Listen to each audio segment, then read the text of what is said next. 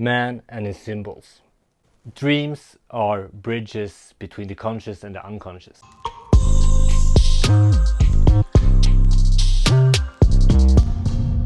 According to Carl Jung, dreams carry an important role, and by interpreting them and their symbols, we can get hints from our unconscious when it's time for us to change our attitudes, to upgrade our value system and move to the next level of psychic maturity.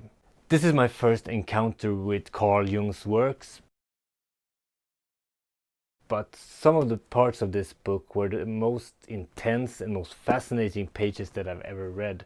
Each chapter in this book is from a different author, and they have their own angle on Jungian psychology. Unfortunately, all chapters are not as good as, but the introduction by Carl Jung himself is like, it's one of the best things I've ever read.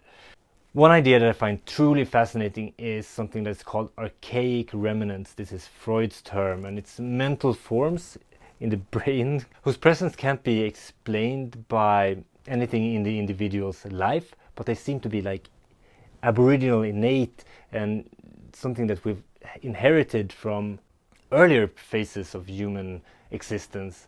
That there are like certain ideas, not true, but certain symbols in our mind that have been there for a very long time, that doesn't come from external sources, but we were born with them. I find that super fascinating.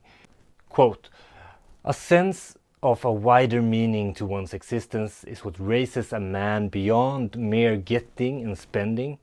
If he lacks this, in a sense, he's lost and miserable." So I want to share some notes here. Civilized man.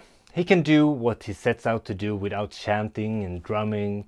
Even daily prayer and divine aid is unnecessary. Quote, "His gods and demons have not disappeared at all. They merely have new names. They keep him on the run for relentless, vague apprehension, psychological complications, and insatiable need for pills, alcohol, tobacco, food, and above all, a large array of neuroses."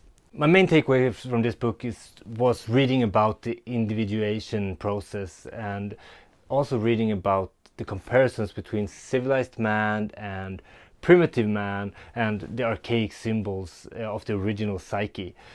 It also covers initiation rites, which is fascinating, and that had my full attention as well. It's complex, it's a bit uneven because of the different authors, but all in all, it's just a fantastic book. And I mean, look at the patina on this one, similar to my copy of Women Who Runs with the Wolves. I love how they age these books. So if you're interested in Carl Jung, I think this is a great way to start. I'm going to read more from this guy. So if you have any tips, leave them in the comment. Where would I go next with Carl Jung if I'm a new student of his teachings? So Bjorn out. Take care.